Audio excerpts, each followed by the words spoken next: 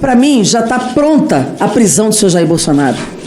Já tem mais do que motivos para a prisão do senhor Jair Bolsonaro como o mandante desses crimes todos e o mandante dos atos antidemocráticos e golpistas que ocorreram no Brasil, particularmente a invasão dos 3 poderes no 8 de janeiro. Obrigado. Senhor presidente, cumprimento o depoente, seus advogados. Eu gostaria de abrir aqui, presidente, eu fui aqui pegar na página do TSE o teste de integridade das urnas. E eu acho que isso precisa ficar bastante registrado e claro aqui. Para além do que disse a senadora, de que toda a lisura do processo eleitoral ultrapassa o TSE e envolve mais de uma centena de entidades, incluindo todos os partidos políticos, inclusive o partido do presidente da República.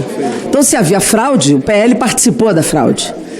Mas nós temos que partir aqui de algo que é concreto, é a lisura da urna. O teste de integridade ele é feito na véspera da eleição, durante a eleição, no dia da eleição e depois da eleição. E no teste de integridade, inclusive, eles imprimem o voto e fizeram com urnas de pequenas, de médias e de grandes cidades. Esse voto no dia da eleição, ele é impresso nas urnas que estão sendo testadas. E são urnas sorteadas. Não são urnas identificadas ou escolhidas pelo TSE. São urnas que são aleatoriamente sorteadas e onde é impresso o voto dessa urna, para depois comparar com o resultado final.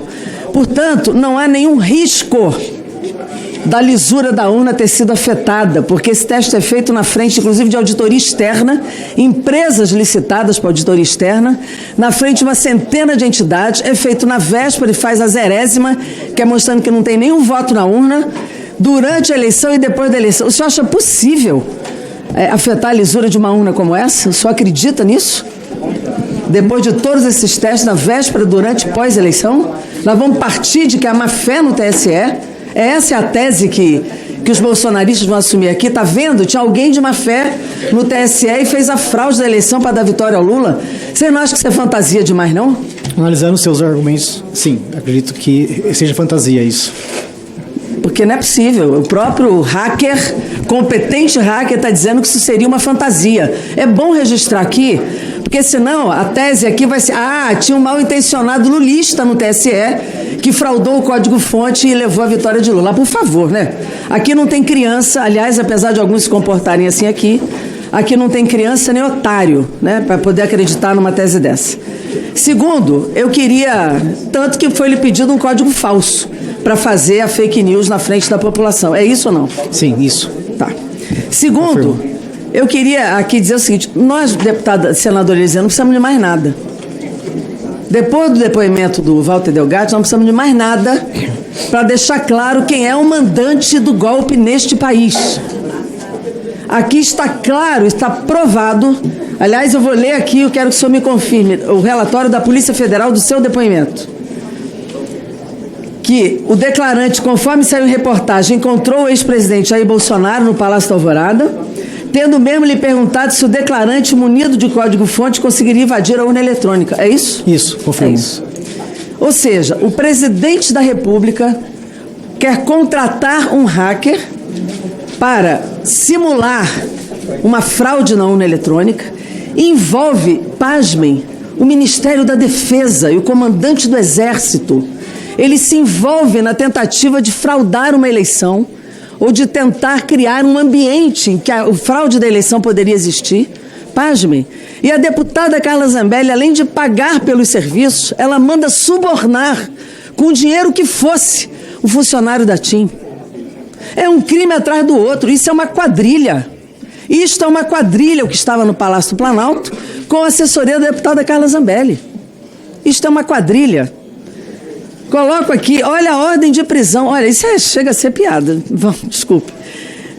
Ele determina que todos os inquéritos de censura e perseguição política em curso do Supremo Tribunal Federal para o CNJ, por isso, se determina por fim, isso é o mandado de prisão, determina por fim a extração integral de cópias e sua imediata remessa para o inquérito 4874 do DF e de todos os inquéritos de censura e perseguição política em curso do Supremo Tribunal Federal para o CNJ, a fim de que me punam exemplarmente. Diante de todo o exposto, espeça-se o competente mandado de prisão em desfavor de mim mesmo Alexandre de Moraes. Publique-se, intime-se e faz o L. Ora, isso é uma brincadeira. E isso aqui ficar na intranet do CNJ.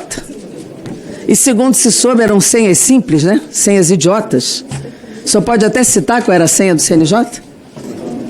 A senha root, que é a senha master, que tem acesso a tudo, era 123 mudar. E a segunda senha mais segura era CNJ 123. Então, assim, e a terceira, 12345. Então veja aqui a brincadeira, quer dizer, a tentativa de humilhar o ministro Alexandre de Moraes, de criar em torno dele algo de desmoralização de um ministro da Suprema Corte Brasileira e fazer disso aqui uma divulgação, obviamente, nas redes sociais. Quais eram os gritos de guerra no quartel-general? Houve fraude na urna. O sistema é violável. Houve uma fraude, Lula ganhou na fraude, Bolsonaro que ganhou a eleição.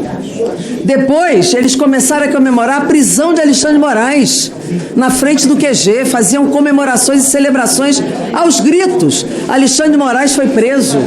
Isso tudo faz parte de um processo absolutamente claro de um mandante que tem um nome, Jair Messias Bolsonaro. O senhor confirmou aqui que o senhor Bolsonaro falou ao telefone, quando o senhor estava na estrada entre Limeira e uma outra cidade aqui, que o Bolsonaro lhe telefonou por ponte da senhora Zambelli, por um telefone novo e com um chip novo, de que ele já havia grampeado o ministro Alexandre de Moraes, não é isso? Isso, confirmo. Terceiro, eu pergunto o seguinte: qual era o próprio Reinaldo Turolo, que é o repórter que o senhor teve confiança de passar as informações, ele disse que a operação parecia uma operação Tabajara. Em respeito às organizações Tabajara, que eu acho muito divertidas, eu diria o seguinte: por que no 4 de janeiro se invade o CNJ?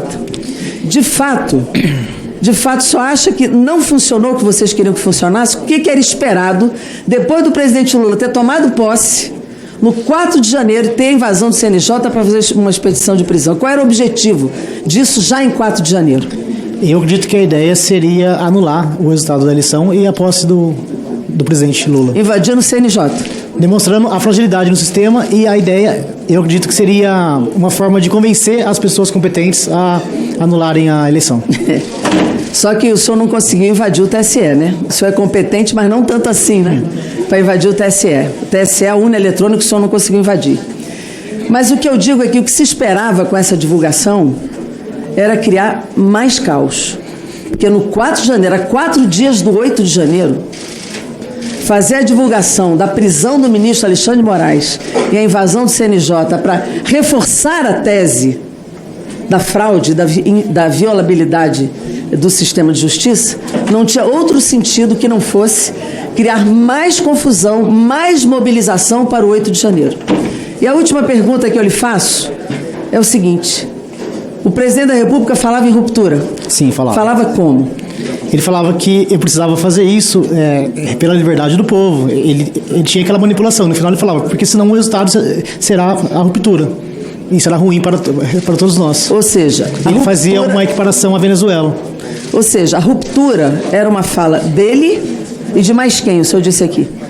Eu ouvi dele e do Marcelo Jesus, que é o... Não, é Marcelo Jesus o nome dele? Marcelo Jesus. O advogado encontrou aqui. Marcelo Jesus, que era do Alto Comando do Exército. Isso, que fazia a ponte com o Freire Gomes, que era o chefe. Que era o comandante do Exército. Então veja, presidente, o que nós temos aqui? Olha a gravidade deste depoimento, e agradeço o senhor estar falando aqui, apesar do Supremo Tribunal Federal ter lhe dado a possibilidade de ficar calado. Olha a gravidade do que se fez aqui. Um presidente da República que grampeia um ministro da Suprema Corte, ilegalmente, ou seja, um primeiro crime. Segundo, contrata, através da deputada Carla Zambelli, um hacker para tentar invadir as urnas eletrônicas, coloca por 5 vezes esse profissional de TI no Ministério da Defesa, que envolve diretamente o ministro Paulo Sérgio Nogueira, que envolve o comandante do Exército, que invade o CNJ a pedido, inclusive, da senhora Carla Zambelli, e que recebe dinheiro por isso, além de tentar subornar um funcionário com dinheiro encaminhado pela senhora Carla Zambelli.